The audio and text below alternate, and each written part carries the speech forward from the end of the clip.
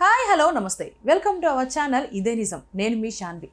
June 4 ఎప్పుడు వస్తుందా అని ఒక్క ఆంధ్రప్రదేశే కాదు ఇండియా మొత్తం ఎదురు చూస్తుంది. ఎందుకు అనంటే మన ఏపీ పాలిటిక్స్ అయితే అంత ఇంట్రెస్టింగ్గా ఉన్నాయి. ఎవరు గెలుస్తారు, ఎవరు గెలవరు. మే 13న ఏదైతే ఎలక్షన్స్ అనేది ఓటింగ్ అనేది జరిగిందో ఆ తర్వాత నుంచి జూన్ 4 ఎప్పుడు వస్తుందా అని వెయిట్ చేశారు. మరి జూన్ 4 వచ్చేసింది. మరి ఇప్పుడు రిజల్ట్స్ కూడా మన కూటమి ఏదైతే ఉందో టీడీపీ, జనసేన, బీజేపీ ఈ మూడు ఏవైతే ఉన్నాయో పార్టీలు, ఈ మూడింటికే గెలుపు అందించే అవకాశం అయితే ఉంది, గెలిచే అవకాశం అయితే కనిపిస్తుంది. మరి ఎవరు గెలుస్తున్నారు, ఎవరు గెలవట్లేదు అనేది మనం కొంచెం పక్కన పెట్టి కొంచెం ముందుకు వెళ్దాం. ఇది 2019 ఎన్నికల దగ్గరికి వెళ్ళి చూసుకుంటే మన వైఎస్ఆర్సీపీ పార్టీ అనేది 151 సీట్లతో గెలిచింది. అండ్ అలాగే టీడీపీ వచ్చేసి 23 సీట్లతో ఓడిపోవడం జరిగింది. మరి అప్పటి నుంచి చూసుకుంటే మరి ఆయన పరిపాలన ఎలా ఉంది అనేది ప్రజలు చూశారు. అలాగే వైనాట్ 175 2024లో అవుతుంది.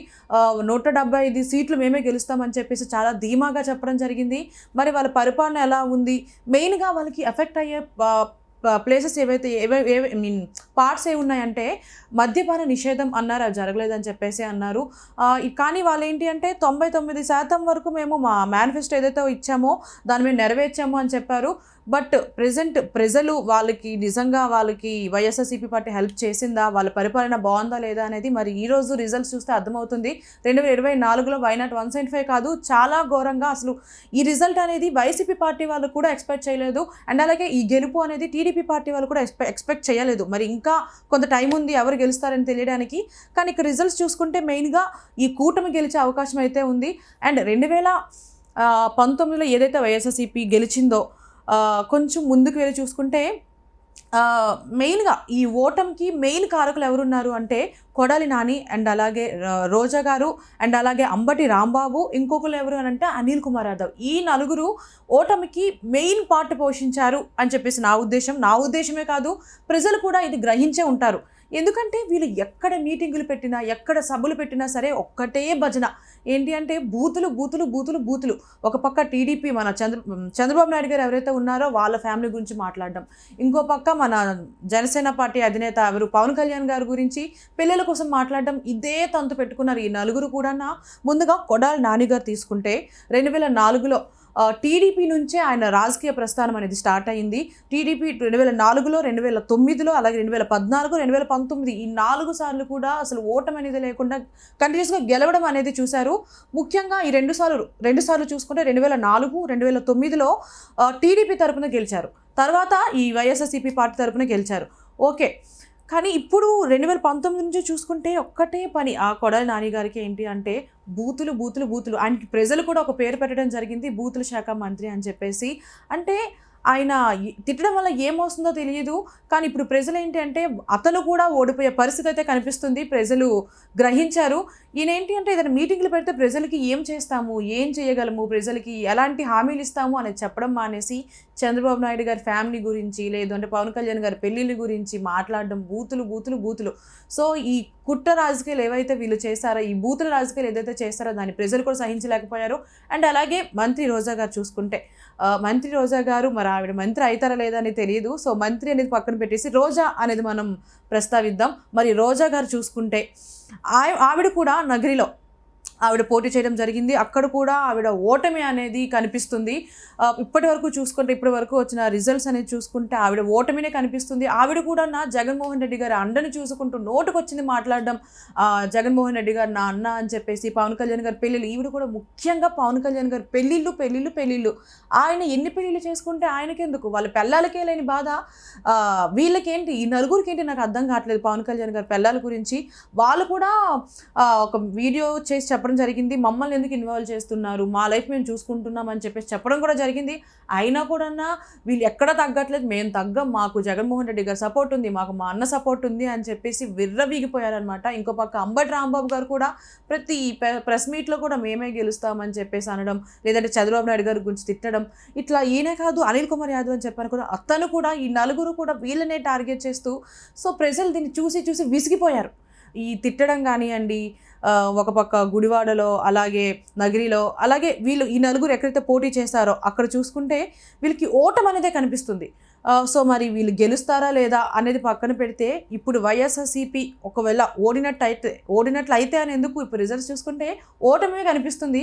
మరి దీనికి మెయిన్ కారణం ఏంటంటే వీళ్ళు నలుగురే అని చెప్పేసి నేను అనుకుంటున్నా. నేనే కాదు, చూసి ప్రజలు కూడా దాన్ని గ్రహించారు కాబట్టే వాళ్ళని ఓడించడం జరిగింది.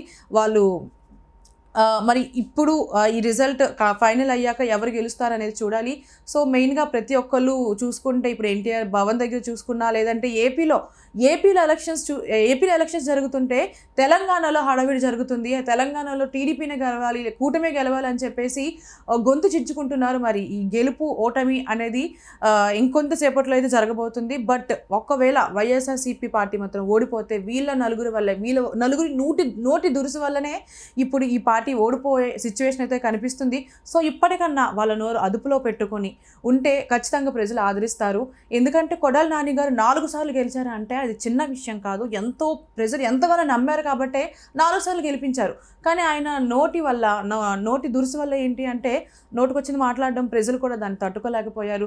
అలాగే రోజా గారు కానివ్వండి, లేదు అంటే ఇప్పుడు నేను చెప్పినట్టు అంబటి రాంబాబు గారే కానివ్వండి, అంబటి రాంబాబు గారు కూడా కొడాలి నాని గారికి ఎట్లయితే బూతుల శాఖ మంత్రి అని పేరు పెట్టారో అంబటి రాంబాబు గారికి కూడా సంబరాల రాంబాబు అని చెప్పేసి పెట్టడం, ఇట్లా ప్రజలు మీకు బిరుదులు ఇచ్చేశారు అని అంటే అయినా సరే మేము మాట్లాడదాం అని చెప్పేసి స్టిల్ ఇప్పటికీ కూడా ఆ నోటి దురుసు అనేది వాళ్ళు తగ్గించుకోలేదు.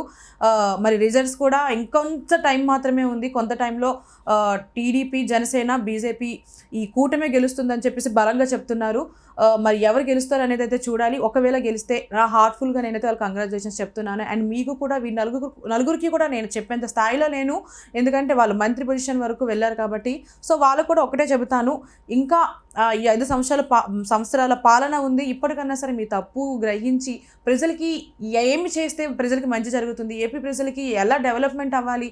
అండ్ అలాగే 3 పెళ్ళిళ్ళు ప్రతి ఒక్కళ్ళు కూడా పవన్ కళ్యాణ్ గారిని టార్గెట్ చేస్తూ 3 పెళ్ళిళ్ళు ఈ 3 పెళ్ళిళ్ళ వల్ల ఏమన్నా ఏపీలో అభివృద్ధి ఆగిపోయిందా అని అంటే ఏమీ లేదు. స్టిల్ ఇప్పటికీ కూడా మన ఏపీలో రాజధాని అన్నది కూడా లేదు. 3 రాజధానులు కట్టిస్తామన్నారు. 3 రాజధానులు ఈ 3 పెళ్ళిళ్ళు ఏమన్నా ఆపాయా? అది కూడా లేదు. కానీ 3 పెళ్ళిళ్ళే ఇప్పటికీ స్టిల్ కూడా 3 పెళ్ళిళ్ళనే అంటారు. సో వ్యక్తిగతంగా మీరు కాకుండా ప్రజలకి ఏం చేయాలి, ఏం చేస్తే ప్రజలు నమ్ముతారు మమ్మల్ని, ఏం చేయాలి, ఒక పొజిషన్లో ఉన్నాము అని అంటే ఆ ప్రొఫెషనల్గా ఆలోచించాలి. కానీ మరీ చిల్లరగా బూతులు మాట్లాడుకోవడం అది కరెక్ట్ కాదు. అండ్ మీ నలుగురికి కూడా నేను ఆల్రెడీ చెప్పాను, నేను చెప్పే పొజిషన్లో అయితే లేను. బట్ మీ తప్పు మీరు గ్రహించాలి, ప్రజల కోసం ఆలోచించాలి. ఈ ఎలక్షన్స్ కాదు, నెక్స్ట్ ఎలక్షన్స్ ఉన్నాయి కాబట్టి ఖచ్చితంగా మీరు పోటీ చేస్తారు. మీరు మంచిగా ఆలోచించి మీ పద్ధతి మార్చుకుంటే మీరు గెలిచే అవకాశం ఉంది. లేదు అంటే ఇట్లానే ఓటంపాలు అవుతారు. అండ్ అలాగే ఇప్పుడు ఏ పార్టీ అయితే గెలుస్తుంది వాళ్ళకైతే హార్ట్ఫుల్గా నేను కంగ్రాచులేషన్స్ చెప్తున్నాను. అండ్ ఆల్ ది బెస్ట్ కూడా చెప్తున్నాను. ఫర్దర్గా ప్రజలకి మీరు సపోర్ట్ చేయాలి, ప్రజలకి మీ తోడు కావాలి. మెయిన్గా రాజధాని కావాలి. అన్ఎంప్లాయ్మెంట్ ఏదైతే ఉందో దాన్ని మీరు తగ్గించాలి. అండ్ అలాగే మద్యపాన నిషేధం అని చెప్పేసి చాలా బ్రాండ్లు, రకరకాల బ్రాండ్లు, ప్రెసిడెంట్ మెడల్ అని చెప్పేసి 3 రాజధానులు అని చెప్పేసి ఇట్లా రకరకాల బ్రాండ్లు తీసుకొచ్చారు. సో అక్క చెల్లెలు ఎవరైతే ఉన్నారో ఈ మద్యపాన నిషేధం వల్ల ఎవరైతే ఆడపిల్లలు అయితే బాధపడుతున్నారో వాళ్ళకి మీరు న్యాయం చేయాలని మనస్ఫూర్తిగా కోరుకుంటున్నాను. అండ్ అలాగే థ్యాంక్ యూ సో మచ్.